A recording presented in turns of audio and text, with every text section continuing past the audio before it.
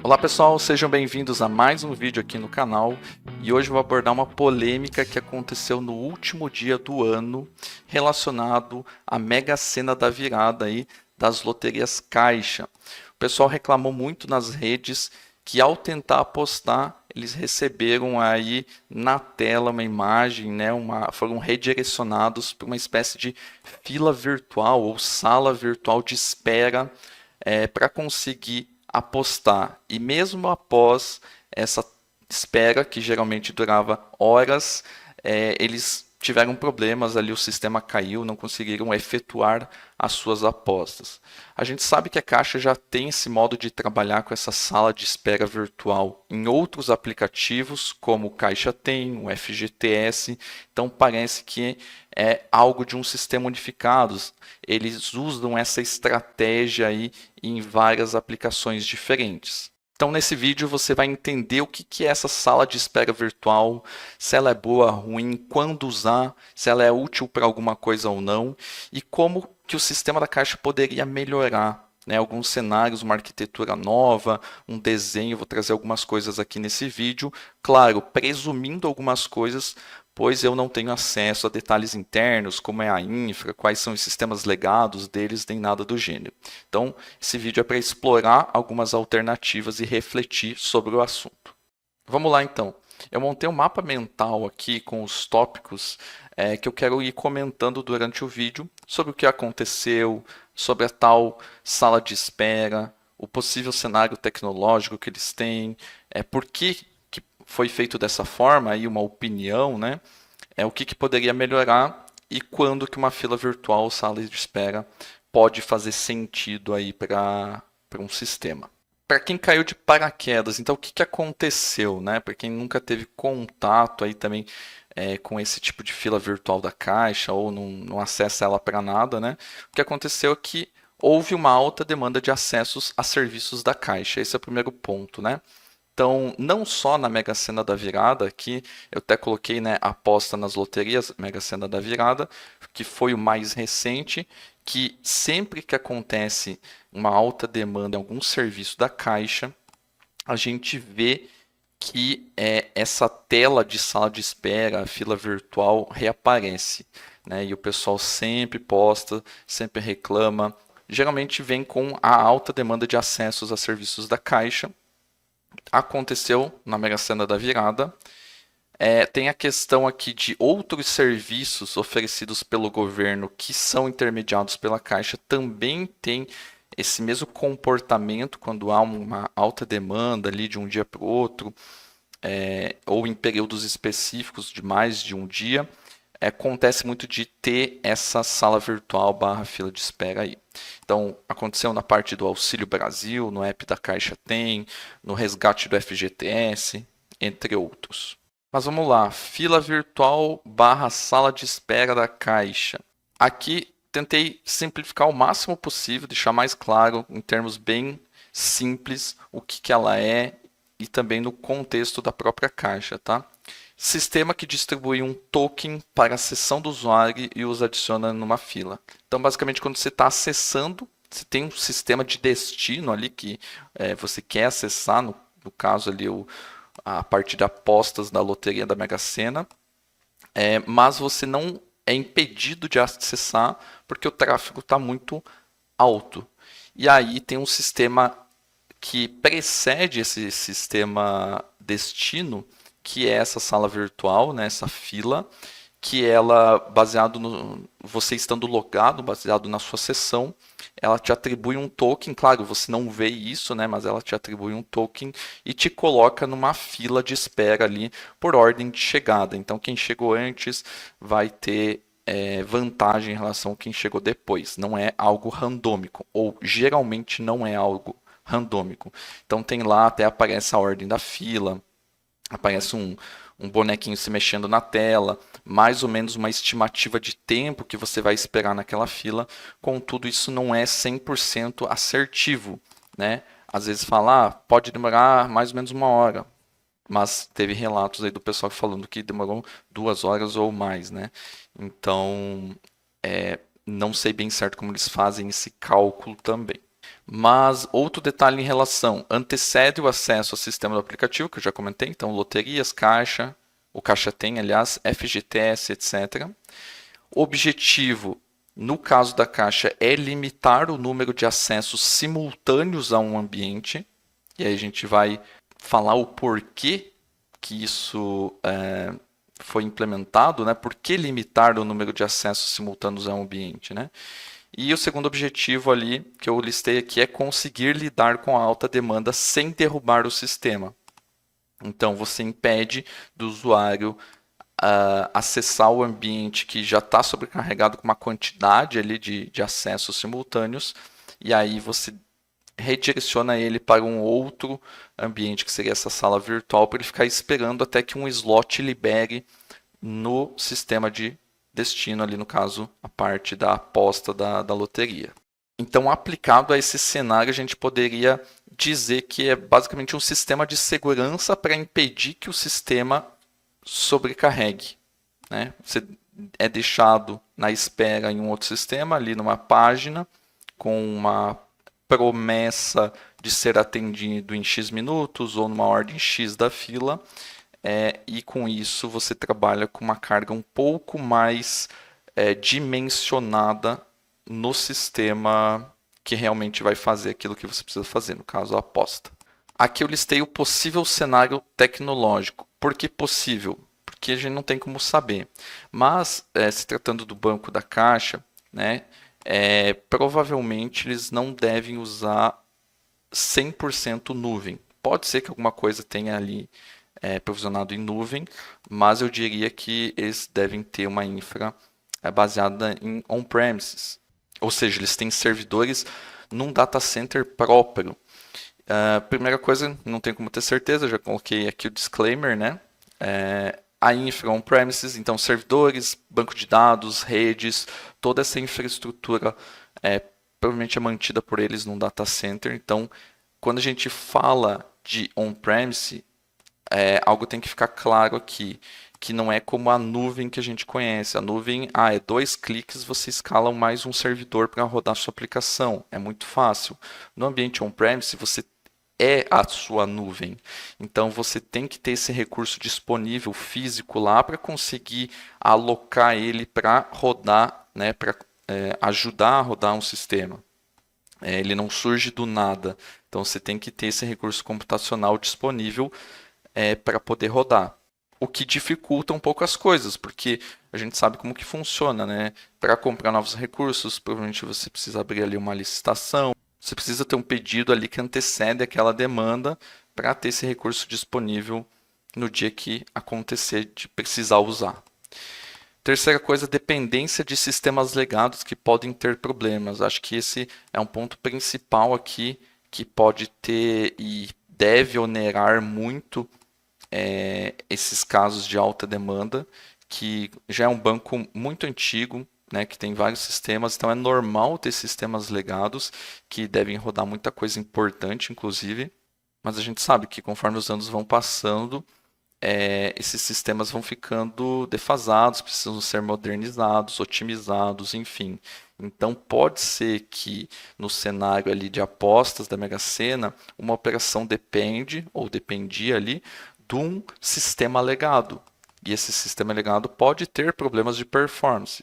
Logo, essa dependência pode ter impactado na capacidade de processamento massivo de dados. Então, cada vez que você tem mais dependências de coisas lentas, as coisas vão se multiplicando e você acaba ficando dependente, né, dessas coisas mais lentas. Né? Por mais que você tenha uma parte do teu sistema que roda muito rápido, se uma das pontas que são dependências é lenta, você acaba ficando limitado a essa ponta mais lenta. Também coloquei aqui dependência de banco de dados e estruturas legadas. Quantos bancos de dados tem? É uma tecnologia que atende a esse cenário, poderia ser outro tipo de banco de dados, pode ter estruturas que não são otimizadas, índices, enfim, né? Pode ter diversas coisas, aqui eu estou especulando, né?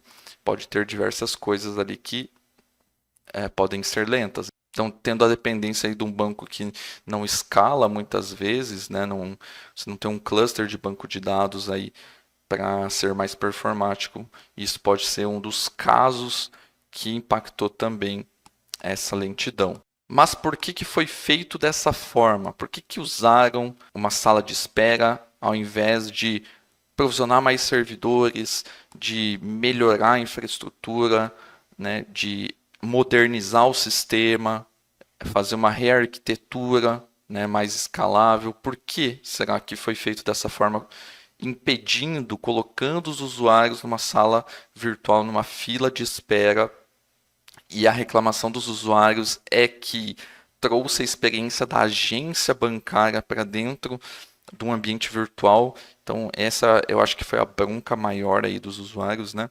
Ter que ficar aquela experiência ruim de uma agência bancária no digital, que não deveria ser assim. E na maioria dos casos não é assim mesmo, né? A gente vê aí Black Friday, a gente vê grandes players do mercado que têm altas demandas e não utilizam desse artifício. Mas por que foi feito assim, dessa forma então? Provavelmente não é incapacidade dos profissionais técnicos. Isso eu não tenho certeza, né? Não conheço tantas pessoas que trabalham lá, mas eu diria que com certeza não é a incapacidade dessas pessoas. Acho que tem relação mais com a parte de investimento barra priorização. Coloquei como segundo ponto aqui: maioria dos serviços oferecidos pela Caixa não tem concorrência. Logo, não há uma pressão para investir em melhorias. Na minha visão, acho que isso é o ponto principal aqui do porquê as coisas não melhoram e ano após ano a gente vê essa sala de espera sempre com picos ali e tudo mais, né? Quer dizer que eles deveriam jogar tudo para o alto, investir rios de dinheiro para escalar isso, deixar 100% perfeito ali, né, os sistemas? Não necessariamente. Mas com a falta de concorrência, você não tem aquela pressão de tipo, se o meu usuário, se o meu cliente não conseguir apostar comigo, ele vai no site, vai no aplicativo do concorrente e vai apostar por lá. A taxa ou o valor da aposta vai ficar para aquele meu concorrente. Então eles não têm essa preocupação porque, no caso das loterias, é algo específico que só pode ser feito pela Caixa, certo? Então eles têm a exclusividade. Mesma coisa com outros serviços que eles intermediam para o governo, como a parte de FGTS, como a parte de auxílios aí do governo, enfim. Então não tem concorrência, não tem ninguém fazendo pressão neles para melhorar. Se a gente olha aí para o varejo como um todo, né, os e-commerces aí, a maioria deles tem uma preocupação muito grande com a experiência do usuário, com a performance, em não perder a venda, em não deixar o usuário frustrado e fazer com que ele desista daquela compra, né? Então, um checkout em várias fases, aceitando o pedido, confirmando o pagamento, confirmando a compra como um todo, sendo notificados em fases, né? Deixando o usuário sempre bem ciente, né, através dessas notificações do status da compra, se já foi enviado, se não foi enviado, depois o feedback, enfim, todo esse processo é muito bem desenhado e foi reformulado nas últimas décadas aí para trazer uma melhor experiência e cada vez menos perder esse cliente por um erro no site, um erro de alta demanda ali, né, sofrendo com a alta demanda. Então a gente não vê isso acontecendo muito no varejo, na concorrência, nos setores privados. E aqui a gente vê um pouco diferente, né? Falta de investimento para a escalabilidade desses serviços, para a melhoria da infraestrutura, mesmo ela sendo on-premise, ficando on-premise por algum detalhe ali que precisa estar num data center próprio. Não entro nem no mérito de nuvem. Claro que, se possível fosse, a nuvem te oferece uma facilidade maior, né, uma elasticidade ali de subir e descer recursos de maneira mais fácil, mas te cobra por isso também, né? Mas essa falta de investimento provavelmente acontece, ou, como eu comentei aqui, a gente não pode afirmar nada, mas pode ser que haja mau uso do dinheiro também, né?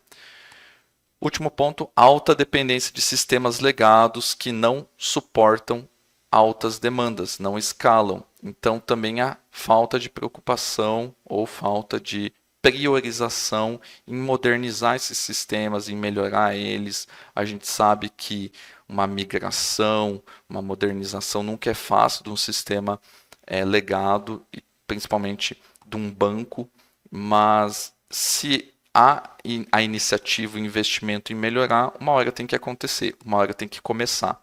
Então, provavelmente isso não está ocorrendo, né? E aí, baseado nessas premissas que eu trouxe aqui, que são baseados mais em opinião, né?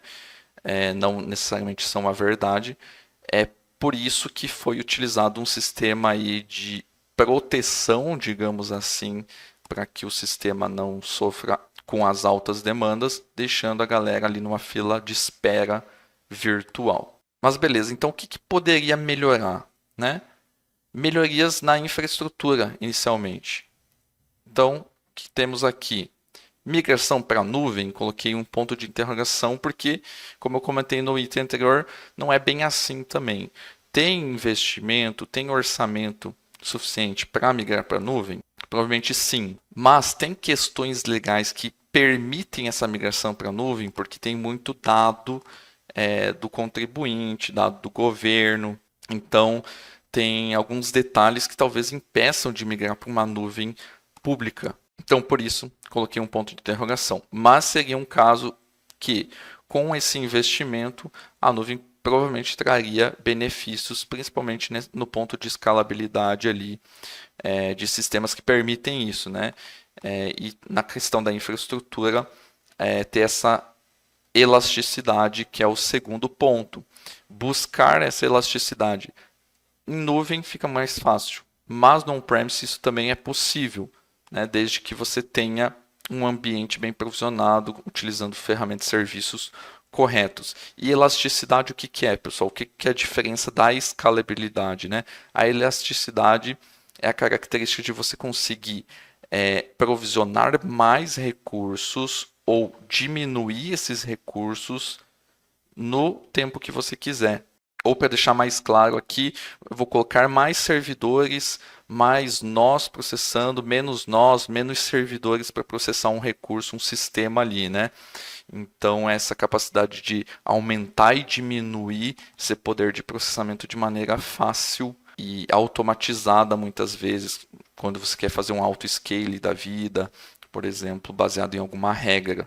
Então, ter essa possibilidade de aumentar e diminuir de forma fácil e automatizada faz com que você tenha agilidade para situações onde você demanda isso, né? Quando aconteceu um evento ou vai acontecer um evento naquele próximo dia que você espera uma alta demanda. Então, você tem como já aprovisionar isso, aumentar os recursos, depois diminuir para não ficar gastando muito. Tem essa elasticidade mesmo. A parte de banco de dados, para melhoria de infraestrutura também, é um banco de dados? É uma instância só um servidor de banco de dados para suportar tudo? Ou você tem um cluster ali, você tem recursos que te permitem aumentar também o poder desse banco de dados? Porque lembrando, não adianta a gente falar de escalabilidade de sistemas aqui, do software em si, da aplicação, e esquecer do banco de dados, né? Se o banco de dados for o seu gargalo, ele vai se autodestruir ali basicamente e não adianta de nada você ter a aplicação escalando e o banco não. Outro ponto que poderia melhorar, melhoria nos sistemas legados que geram dependência. Claro que a melhoria nos sistemas legados vai muito além disso, vai questão de poder, beleza, vou fazer melhorias no próprio sistema legado e coisas básicas que podem começar a acontecer, melhoria nas queries, melhoria na própria estrutura do banco de dados que os sistemas legados utilizam, melhorias gerais aí de performance, né? Mas eu coloquei um ponto específico que é esse, reduzir a dependência do sistema legado apenas quando for necessário. O que eu quero dizer com isso? Se você tem um novo sistema que está dependendo do sistema legado, é bom que você tente resolver toda a sua vida numa estrutura nova, mais performática possível, e deixar apenas pontos extremamente necessários falando com o sistema legado, para reduzir essa superfície de contato de dependência com esses sistemas legados e reduzir aí os problemas que eles acarretam, né, eventuais lentidões. E como último ponto, coloquei aqui nova arquitetura para a solução de apostas nas loterias. E aqui eu listei vários pontos. Primeira coisa, eliminação da fila, sala virtual e do processo síncrono. Depois eu vou falar aqui se essa fila virtual barra sala virtual é totalmente ruim ou não, mas acredito que nesse cenário ela poderia ser abolida, tá?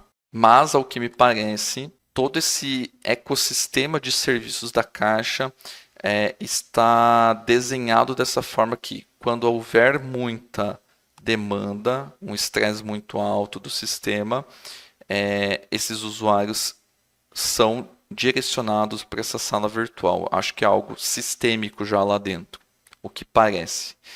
Mas para a gente começar uma migração, começar uma melhoria, tem que começar por algum local, né? Então, se fosse as loterias, teria que desconectar essa sala virtual aí desse sistema, né? E eliminar o processo síncrono do usuário ter que esperar numa fila, ficar ali preocupado por 2, 3 horas até acessar um sistema, fazer todo o processo, somente quando confirmado largar o sistema. Largar em que sentido? Parar de acessá-lo, né? Terminou de fazer, agora sim eu não vou mais acessar ele. E parece que esse processo é síncrono porque o final da jornada do usuário é só lá no fim, na confirmação da aposta. E aí sim ele tira a atenção do sistema e vai fazer outra coisa. Né? Parece que é muito síncrono, como se fosse numa agência mesmo, na lotérica da vida. Segundo passo que eu coloquei aqui, separação dos ambientes e sistemas que visualizam, mostram detalhes, entre outros, da solução de aposta efetiva. Então, tem muita coisa ao redor de uma aposta ali que eu quero ver os últimos resultados que deram nas loterias. Eu quero ver quais, sei lá, os números que mais saem. Ele quer ficar navegando por outras informações, visualizar quando que é o sorteio, ou até quando que eu posso apostar. Essas outras informações que são mais estáticas ou informações de auxílio, ajuda, etc., separar totalmente em outro ambiente e deixar apenas o ambiente de aposta dedicado para aquilo, que é no ambiente de aposta efetiva, onde ele vai fazer a confirmação, a transação da aposta, que eu preciso ter controle 100% sobre o ambiente. No outro, eu posso trabalhar de outras formas. Geralmente é ações mais de visualização, onde eu posso abusar de cache, enfim, é bom separar esses ambientes, tá? Terceiro, alteração para um fluxo assíncrono, onde a operação do usuário não tem que ser baseado numa transação que vai bloquear um recurso e só vai largar lá no final quando ele está 100% processado. Eu posso transformar isso e processar isso em diferentes momentos, né? Tornar esse fluxo assíncrono mesmo, e isso vai possibilitar que eu faça uso de algumas estratégias de processamento que a gente vai ver daqui a pouco. Quarto ponto, permitir apostas enfileirando e deixando-as com status pendente de confirmação e liberando o usuário para deixar o sistema. Esse ponto aqui começa a mudar como o usuário vai agir no sistema. Então, como a gente tem apostas que não tem um número limitado de apostas que eu posso fazer, eu não estou comprando nenhum ticket, nenhum assento, um lugar físico, nem nada do gênero. Eu posso ter apostas ilimitadas, né? Até um determinado período ali de tempo, que X horas antes ou X minutos antes do sorteio. Então não tenho que bloquear nada, eu só tenho uma vontade, né, do usuário de apostar em tais números e eu tenho que processar essa aposta. Então, por que não eu permitir que ele faça essa aposta, enfileirar esse pedido, né? Claro, vou ter que ter a parte ali de pagamento também que vai ter que ser feita, né? E aí a gente poderia pensar em várias estratégias se a gente tivesse nessa situação de realmente passar pela parte de autorização de pagamento, ou colocar cartão ou débito pelo próprio caixa ali. Eu não apostei, então eu não sei quais eram os métodos que eles permitiam ali, mas é algo a se pensar, muito parecido com o e-commerce, né? Então você vai permitir, você vai autorizar que esse pagamento seja feito, mas ele não foi efetuado ainda. O pedido, a aposta ainda não foi confirmada, por isso que ele fica pendente de confirmação. Só que nesse momento a gente entrega para o usuário uma notificação do tipo: ok, eu já registrei o seu pedido de aposta. Você não tem mais nada que fazer aqui, você pode se despreocupar, sai do sistema que eu vou processar assim que eu conseguir e te notifico, né? Assim como é compras hoje em dia, né? E aqui eu coloquei mais um item que é quanto antes o usuário ser liberado, mais recursos serão liberados também.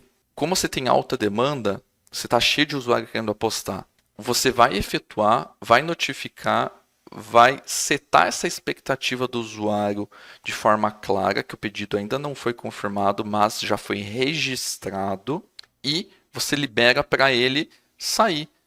E aí você, obviamente, libera mais recursos. O usuário não vai estar ali dando F5, atualizando, consumindo ali da sua infra. E aí você libera recursos para outros apostadores. Outros pontos aqui: bancos de dados intermediários, NoSQL principalmente, MongoDB, Redis, etc., se necessário. Então, pode ser que a aposta que você vai fazer, você vai ter que enfileirar algum detalhe. Aí a gente vai entrar nos pormenores. O que eu preciso armazenar do usuário, da parte de pagamento, etc. e tal. Conforme a necessidade, a gente vai precisar desse banco de dados intermediário para que a gente guarde essas informações num banco rápido, né? E na mensagem a gente linka apenas algum ID, alguma coisa assim, né? Então, banco de dados intermediário aí. Próximo, processamento em etapas. Então, como eu comentei, você vai ter a criação da aposta e vai falar para o usuário: criei a aposta, ok, né? O pagamento, e aqui o pagamento não é o usuário pagando, ele já fez a criação da aposta, já definiu o tipo de pagamento, já colocou os dados, já autorizou. O pagamento é também uma etapa assíncrona do processo. Então ele vai bater lá no gateway de pagamento, como é um banco ali, ele próprio deve ter essas APIs ali de confirmação. Então ele vai confirmar o pagamento de alguma forma. Aí sim ele vai fazer a confirmação da aposta, registrando em algum sistema legado. Talvez o sistema de apostas lá seja um sistema legado. Então ele vai comunicar com esse sistema mais lento de forma assíncrona, como um passo também do processamento. E se confirmado ali, você tem o passo de notificação para o usuário, que é mandando um e-mail, notificando no app, mandando um SMS, fazendo alguma coisa, falando: ok, agora a sua aposta está confirmada, né? E isso ele recebe através de meios de notificação alternativos. Ele não precisa ficar acessando o app se ele não quiser também, né? E esse sistema de notificação não precisa estar ligado com o sistema de apostas. Pode ser, né? A gente pode ter um outro ambiente para isso também. Um ponto muito importante que eu já comentei, né? Notificação clara e eficiente para o cliente, deixando claro a situação da sua aposta, né? Setando a expectativa. Muito melhor notificar ele aos poucos, de forma clara e efetiva, do que fazer ele ficar esperando numa fila ali, né? E eu diria que, assim como usuário, eu ficaria muito mais ou menos bravo, digamos assim, de registrar a minha aposta e por algum motivo né, até a alta demanda, faltou recurso, não conseguiu processar a tempo a minha aposta, me devolver falando que a aposta não conseguiu ser processada a tempo, do que ficar esperando numa fila ali, consumindo 1, 2, 3 horas do meu dia, para depois partir para a parte de realmente definir a minha aposta e o sistema cair, né? E eu não consegui efetuar, porque foi exatamente o que muitos usuários relataram, né? Que mesmo após a fila virtual, eles acessaram o ambiente e deu lá um erro 500 na cara deles, falando que o sistema estava fora, não conseguiu completar.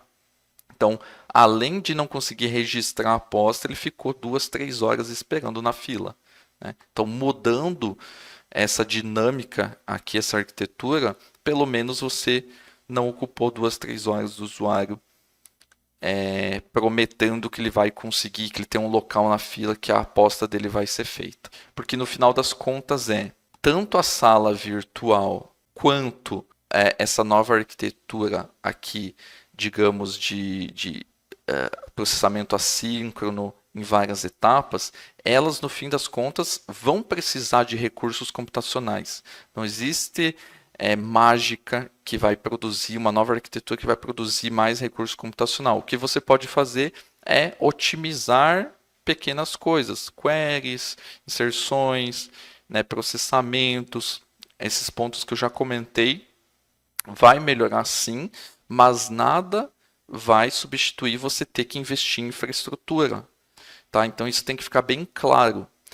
E essa mudança que eu estou falando aqui mesmo a gente não falando em aumento de infraestrutura, só a rearquitetura disso faz com que o usuário seja menos prejudicado, que a experiência dele seja melhor. Tá? Então tem muitas pessoas na internet que falam: ah, mas vocês não entendem porque da sala virtual, não sei o que, ela é necessária. Cara, tem jeitos melhores de tratar o usuário do que uma sala virtual. Nesse caso de loteria, onde você tem uma aposta que é ilimitada, você não está comprando, não está fazendo um lock de um recurso específico, de um assento, etc., um ticket ali. Você tem apostas limitadas, você só tem o teu gargalo é processamento. Então, na minha visão, nesse caso, não tem muita desculpa, sabe?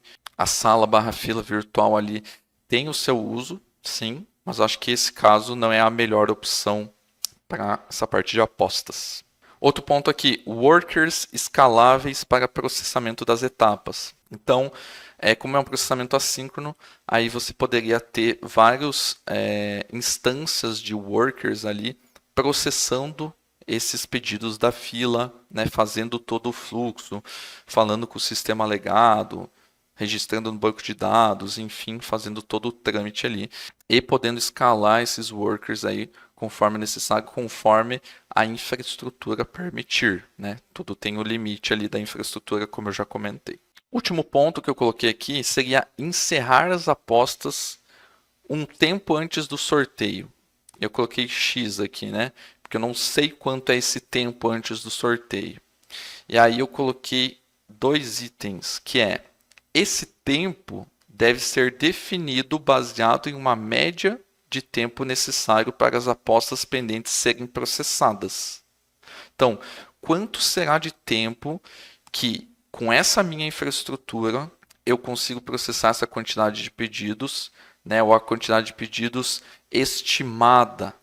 Eu vou ter que ter um tempo ali entre o final das apostas e o começo do sorteio para conseguir dar vazão a toda essa fila. Beleza? E daí eu coloquei, esse tempo poderia ser determinado baseado em testes de carga com a infra disponível versus a demanda esperada. Né? Então, pode ser algo que possa ser determinado antes do sorteio. Quanto que a gente espera que no último dia, quando tem uma alta demanda, quantos apostadores ou quantas apostas são registradas nesse último dia. Como que você consegue isso? Olhando para o passado. Né? Pode mudar um pouco ali, né? Você pode colocar um percentual ali de variação de quanto deu ano passado, mas já é um ponto de partida para você ter uma métrica ali de quantas apostas acontecem naquele dia e baseado no tempo que você leva para processar uma aposta nessa carga, você consegue chegar num tempo estimado ali, né? Segundo ponto, se alguma aposta não puder ser confirmada até o horário do sorteio, deve haver um fluxo de estorno. Então, pode acontecer que mesmo assim você não consiga processar todas as apostas que estavam na fila. E aí você tem que falar, ó, não foi possível, você apostou quando a demanda estava muito alta, nossa capacidade de processamento não funcionou ali, sei lá, elabora uma mensagem e aí faz o estorno desse valor ali, né? Para um banco ali, isso não vai ser o problema, né? Esse fluxo de estorno, nada complicado, digamos assim. Mas beleza, já falamos o que poderia ser melhor, uma nova arquitetura, mas a história da fila virtual, da sala de espera, quando que ela pode fazer sentido, né? Tem cenário de uso? Existem soluções que vêm desse sistema de sala virtual, né, de espera, fila virtual. E quando que faria sentido, né? Quando que ela é utilizada?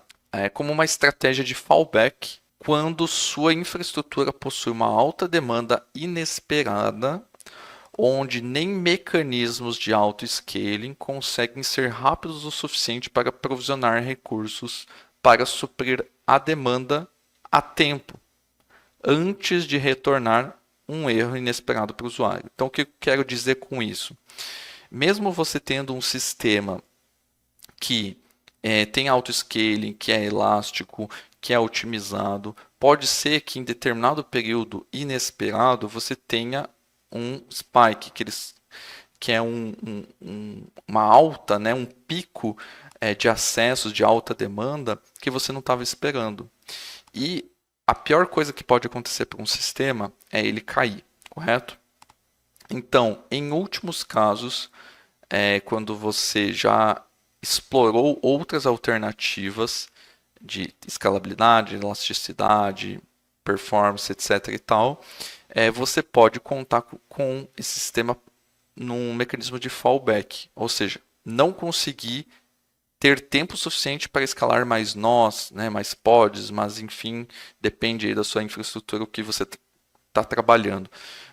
Então, se não conseguiu ter tempo hábil para escalar esses recursos, você poderia ter isso como um fallback, cair numa sala até que esses recursos sejam provisionados para a demanda que está vindo. E aí sim, depois esse auto-scaling acontecer, desses recursos serem provisionados, você não vai ter mais essa sala virtual. Ela só atuaria ali enquanto esses recursos estão sendo preparados, né? Que não deve levar muito tempo.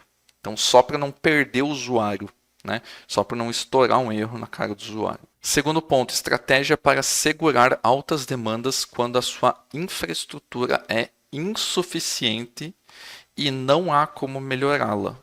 Não há investimento, não há interesse, a alta demanda é pontual, entre outros. Que é o caso da Caixa, na minha opinião, né?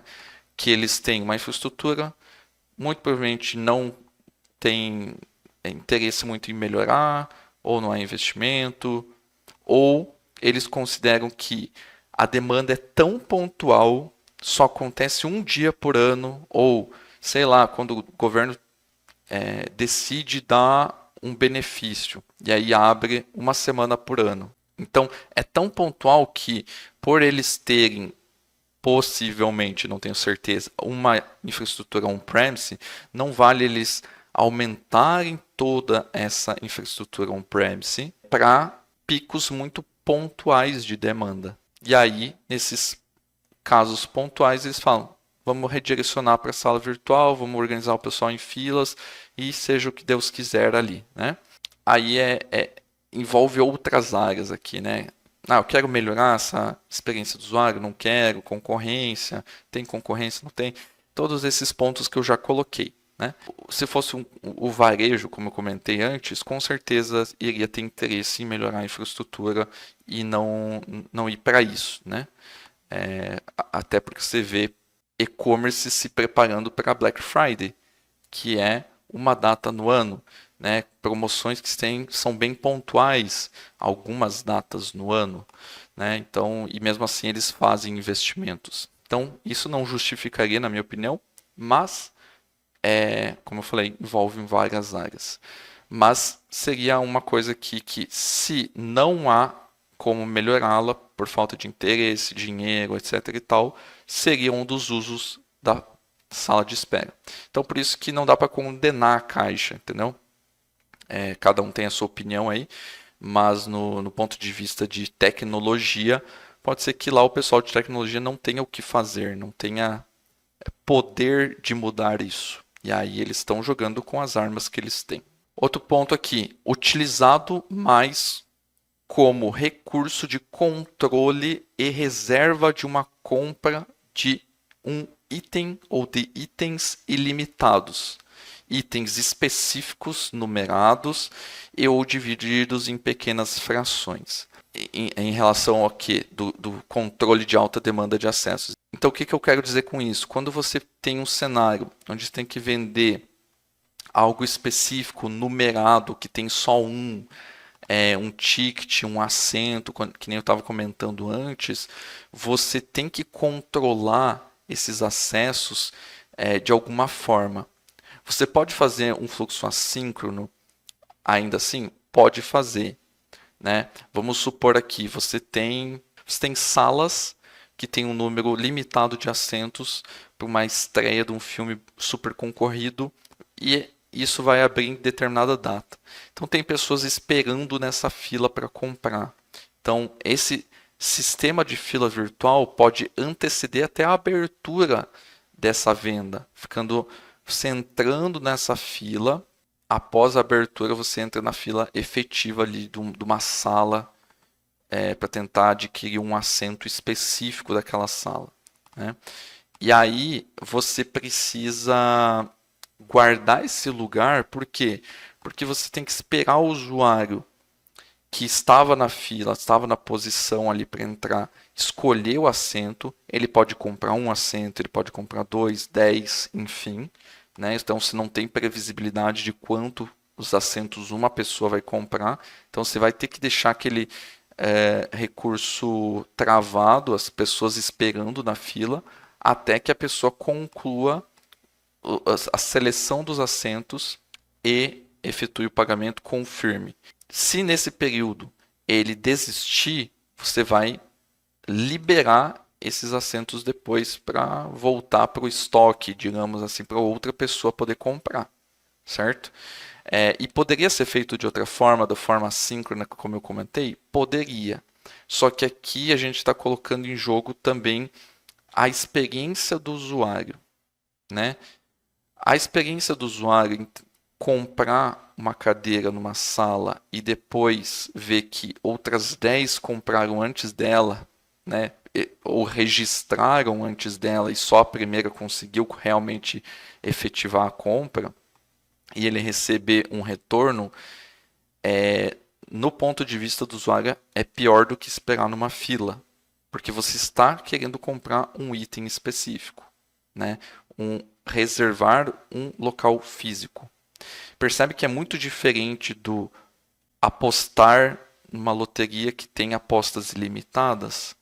Então, é muito do cenário. Né? Tem cenários que a expectativa do usuário por ficar numa fila é garantir o seu local que é extremamente exclusivo ou escasso e ok de ela esperar, né?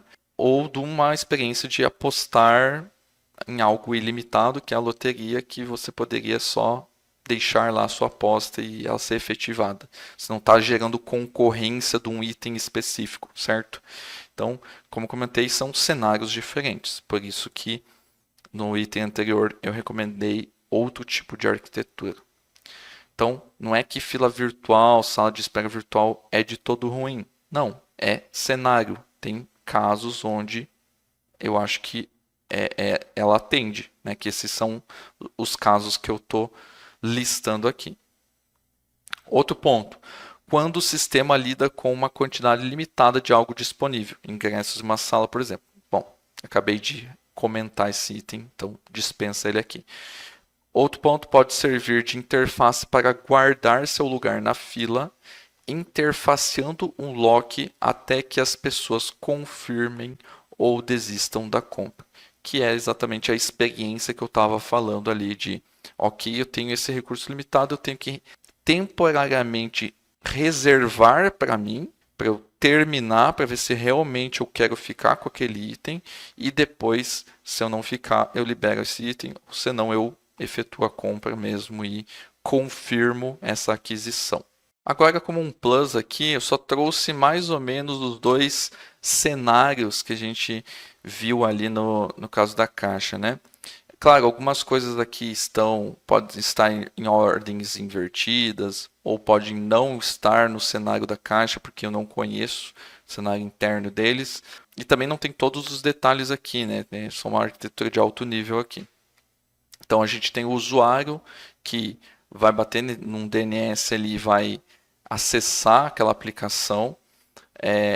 Imagino eu que tenha um Web Application Firewall na frente, que faz aí algumas validações e também algum controle de DDoS, por exemplo. E aí a gente tem essa fila virtual de espera na frente, que é baseado em algum feedback que esse ambiente que é chamado de zona protegida, e é chamado assim geralmente pelos serviços que lidam com fila virtual, sala de espera, eles só dão acesso a tal zona protegida quando chega a vez do usuário. E aí, essa zona protegida ela tem que ter um número de acessos simultâneos que ela permite, para que ela dê esse feedback para a fila virtual segurar ou não esses usuários na fila ou liberá-los. Então percebam que esse ambiente aqui ele segura esses usuários, N usuários, não comprometendo o ambiente do apostador aqui ou as páginas estáticas que podem estar no mesmo ambiente, eu não sei, né, lá como que está na caixa. Mas aí quando chegar a vez do usuário ele libera, provavelmente bate aqui sim num load balancer, que vai ter N servidores processando as apostas. E aí a aposta é feita de maneira síncrona, desde o início da escolha dos números, do pagamento, até o final, a confirmação da aposta. E para isso, muito provavelmente eles falam com sistemas legados aqui.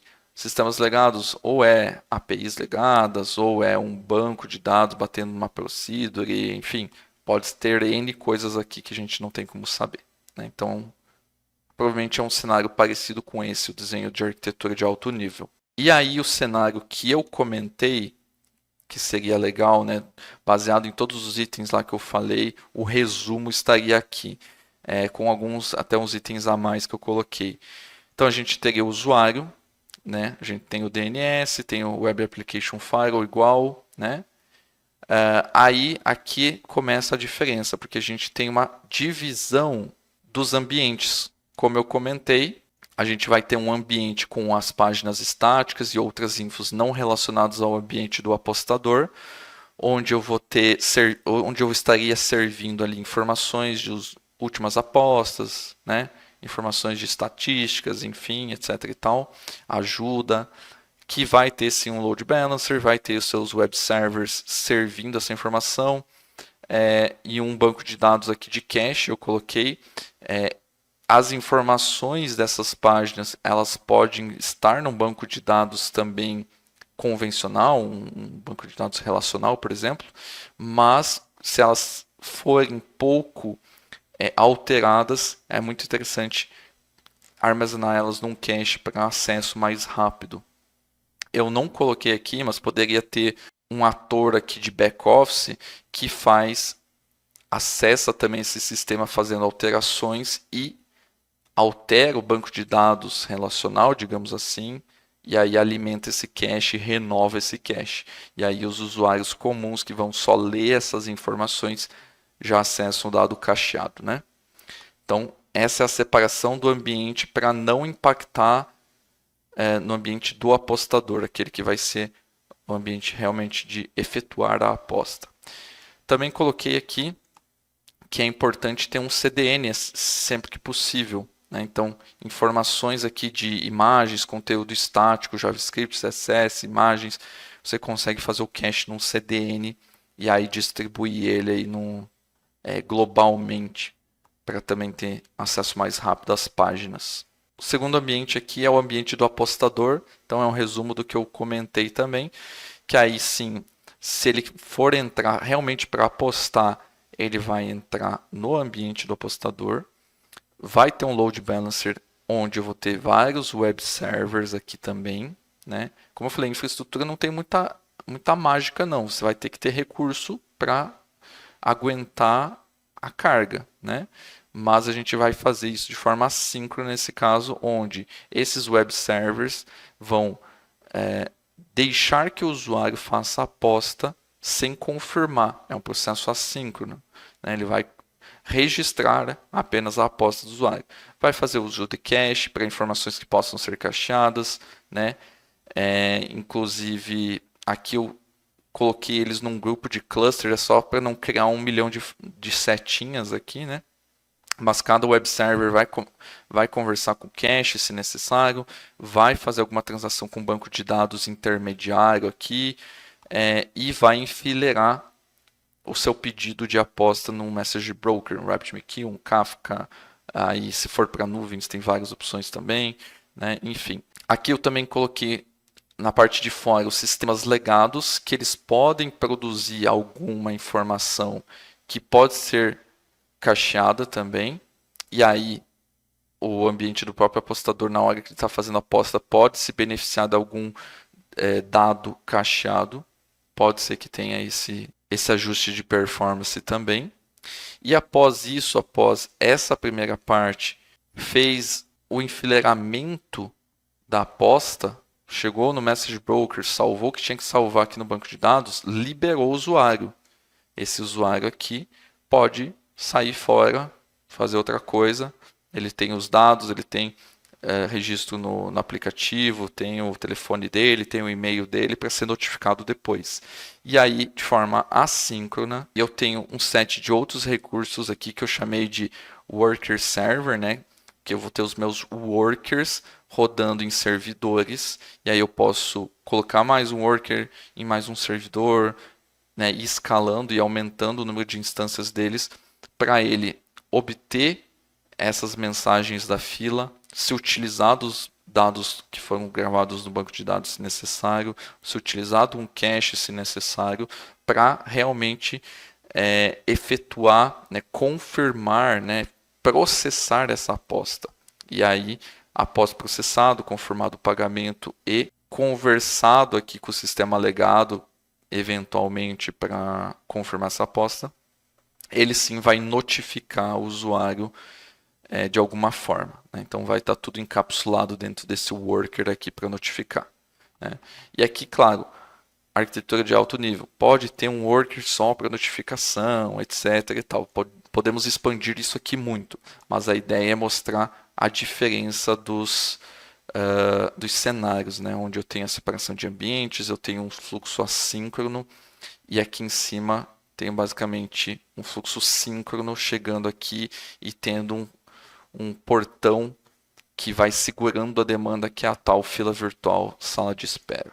Muito bem, pessoal, então esse foi o vídeo aí falando de muita coisa aqui que começou no papo da Mega Sena da Virada, a fila / sala de espera virtual aí da Caixa, mas acredito que esse vídeo trouxe muita informação, inclusive mostrando quando que seria o caso de utilizar essas filas virtuais aí ou não, e como que poderia melhorar esse esquema de apostas, pelo menos no cenário de apostas aí da Caixa, numa nova arquitetura, um processamento assíncrono, enfim. Espero que esse vídeo tenha sido esclarecedor para vocês, espero que vocês tenham gostado. Não se esqueçam, se você curte o conteúdo aqui, não é inscrito, se inscreva no canal, dá um like, compartilha aí com seus amigos que sofreram aí com essa tal fila virtual e deixe aí nos comentários o que você acha. Quais as outras melhorias que poderiam ter, você concorda com essa fila ou não? Deixe as suas impressões aí que eu quero ler. Mais uma vez, espero que vocês tenham gostado e a gente se vê no próximo vídeo. Valeu!